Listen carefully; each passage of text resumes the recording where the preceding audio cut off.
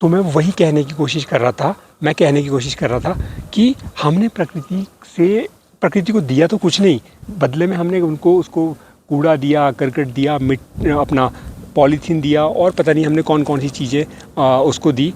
लेकिन जो वास्तव में हमें उसे देना चाहिए था वो तो हमने दिया ही नहीं उसको। तो आप खुद सोचिए कि गलती हमारी थी सारी, आज हम उस गलती का भुगतान कर रहे हैं, पे कर रहे हैं। अब हम फ़िल्टर्ड एयर ले रहे हैं, कहीं भी ऑफ़िस में जा रहे हैं, गाड़ी में जा रहे हैं या कहीं और जगह पे जा रहे हैं, और वहाँ पे 24 घंटे अपनी बॉडी को आर्टिफिशियल चीज़ों से ज़िंदा रखने की कोशिश कर रहे हैं। आज है 2025 का 4-5 दिन बचे ऑलमोस्ट ख़त्म होने में, इसके बाद 2026 शुरू हो जाएगा।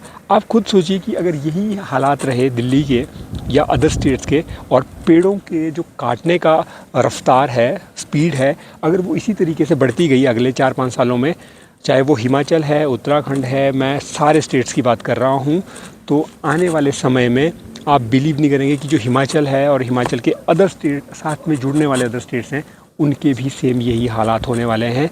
ये आज अगर हम नहीं इस चीज़ को बचा पाए, क्योंकि पेड़ लगाने से, लोग कहते हैं कि पेड़ लगाइए और जीवन बचाइए।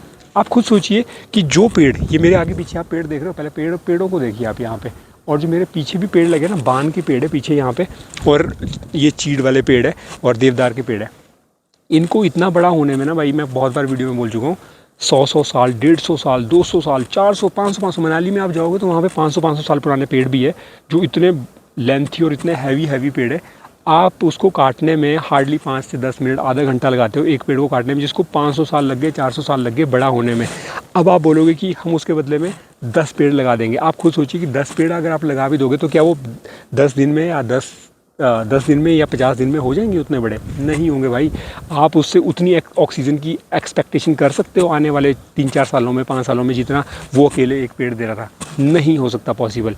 तो भाई नए पेड़ तो लगाने ही लगाने में मना नहीं कर रहा हूँ, लेकिन उन पुराने पेड़ों की जो हमारी आर्थिक धरोहर है, सबसे बड़ी धरोहर, मतलब हमारी जो एसेट्स है इस धरती का, वो बचाना सबसे पहले मोस्ट इम्पॉर्टेंट है। तो भाई जाग जाओ सारे लोग, मैं कह रहा हूँ कि इन पेड़ों को कटने से रोको, बचाओ, जैसे भी हो सकता है।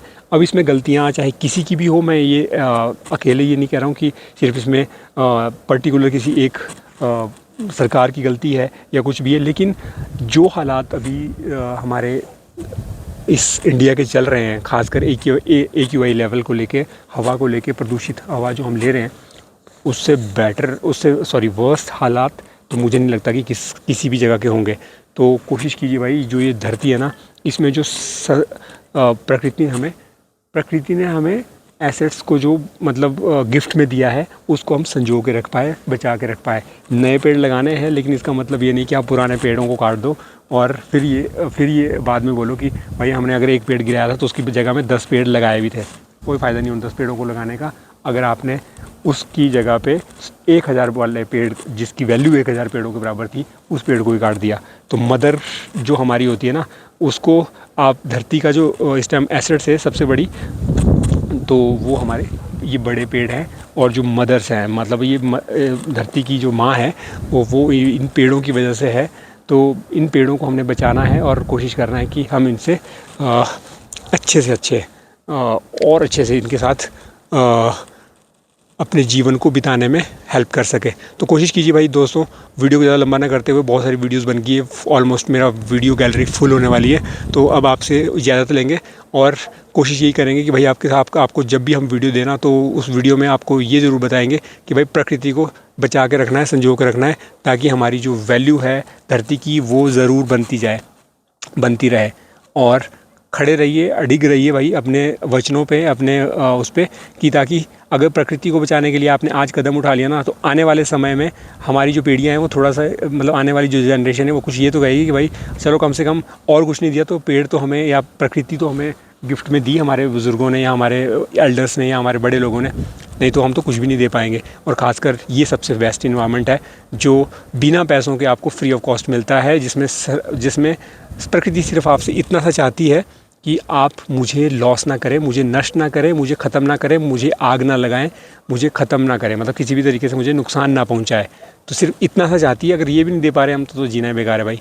तब तो वही फ़िल्टर्ड एयर लीजिए, वही गाड़ी में बैठो, चाहे ऑफिस में बैठो, चाहे घर में बैठो, वही AQI लेवल हम डिज़र्व करते हैं जो AQI लेवल अभी चल रहा है उन स्टेट्स का। क्योंकि समय पे अगर हमने अपने आप को नहीं सुधारा तो फिर प्रकृति हमें सुधार देगी। ये हमने पिछले कुछ सालों में देख लिया है।